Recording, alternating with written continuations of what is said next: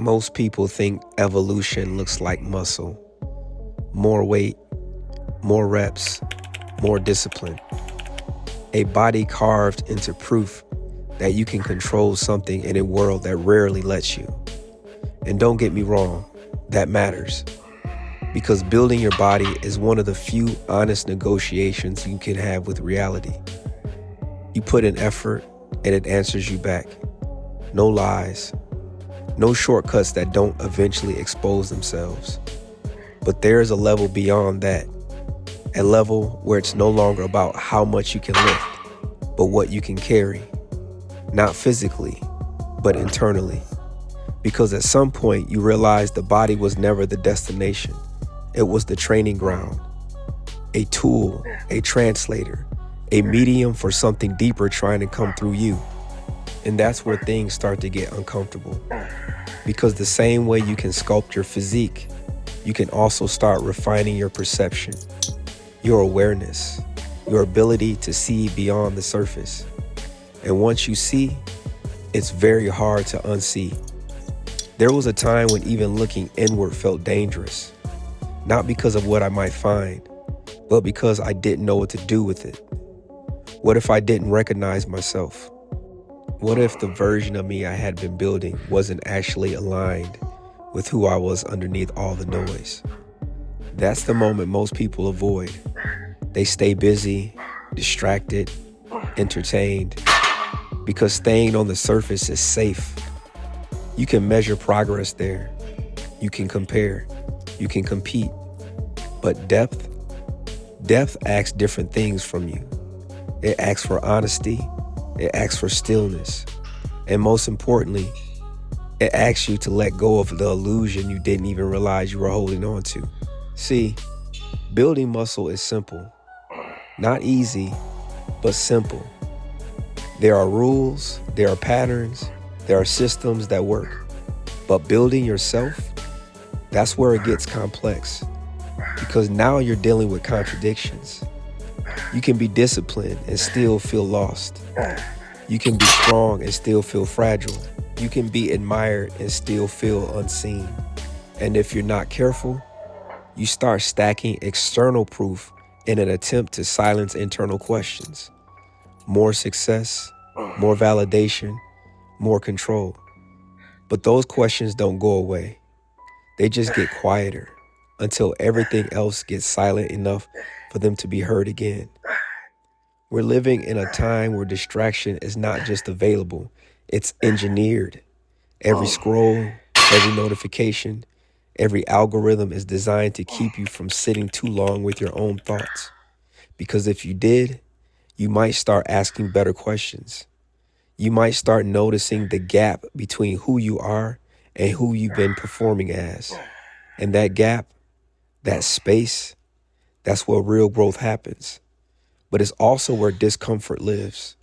So most people never stay there long enough. They go back to what's measurable, back to what's visible, back to what can be posted, tracked, and validated. But there's a different standard, a quieter one that doesn't care how you look under perfect lighting or how much you know on paper. It cares about alignment. Can your actions carry the weight of your intentions? Can your body express what your mind believes? Can your life reflect what your soul is trying to say? Because that's the real refinement. Not just building a capable body, but building a body that can accurately express something real, something intentional, something true. And that requires a different kind of training. You have to train your attention, where it goes, what it attaches to, what it avoids.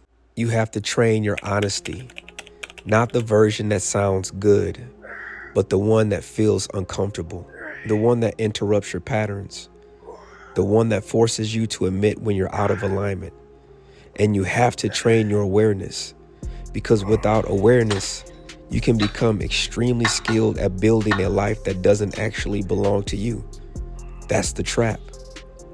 You can win in every visible category and still lose yourself. And in this digital age, that risk is amplified because now you're not just comparing yourself to people around you, You're comparing yourself to curated realities, edited lives, optimized identities, and slowly, without realizing it, you start drifting. Not in a dramatic way, but in small, almost invisible compromises. You say yes when you mean no. You pursue things you don't actually value. You adopt beliefs that were never yours to begin with.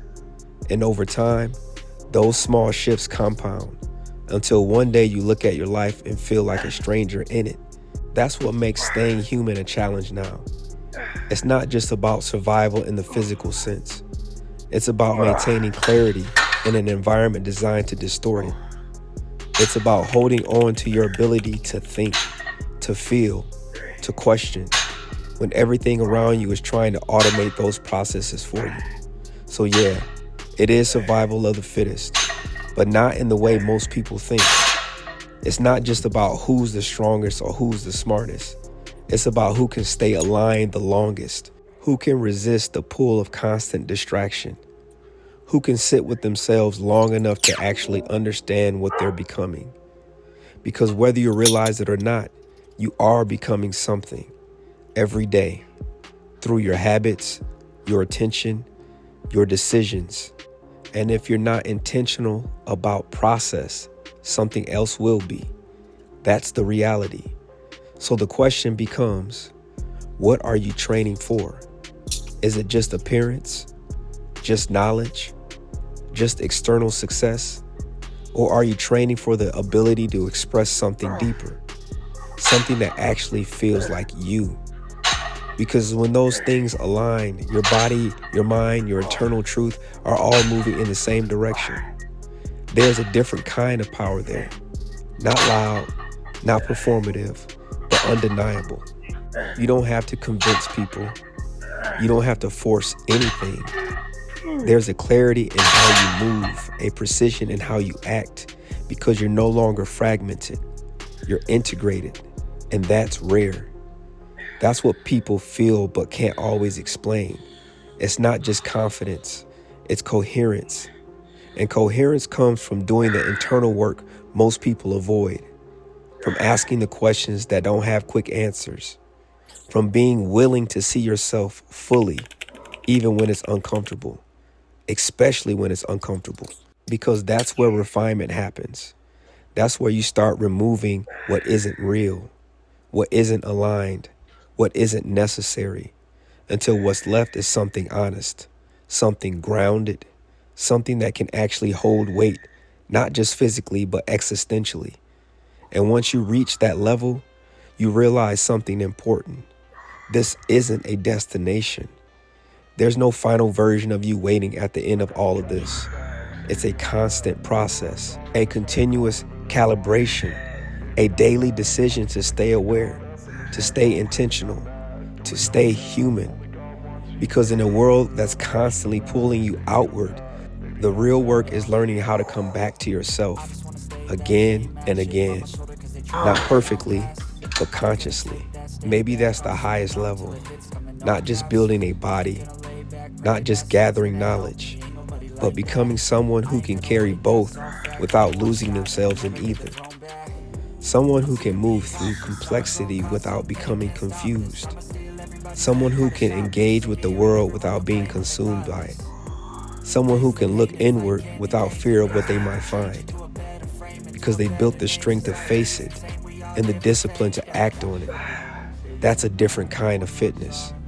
One that doesn't change how you look, but changes how you exist. And in this era, that might be the most important strength you can build, because everything else is unstable without it.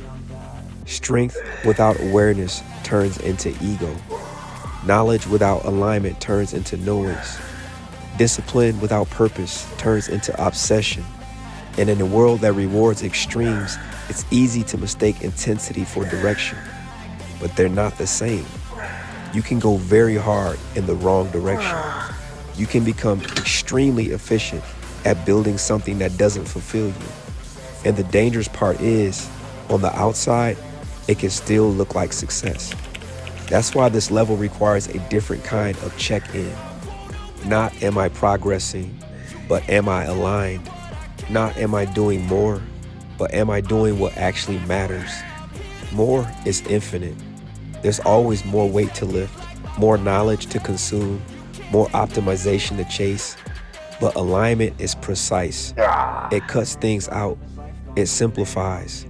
It forces you to confront trade-offs most people try to avoid. Because saying yes to what matters means saying no to a lot that doesn't. And that's where people hesitate. Not because they don't know, but because they do. They can feel what's right. They can sense what's off. But acting on that requires letting go of comfort, identity, and sometimes even approval. And approval is powerful, especially now, when everything is visible, when everything can be judged instantly. You're not just shaping your body, you're shaping your experience of reality itself. And that's where everything changes.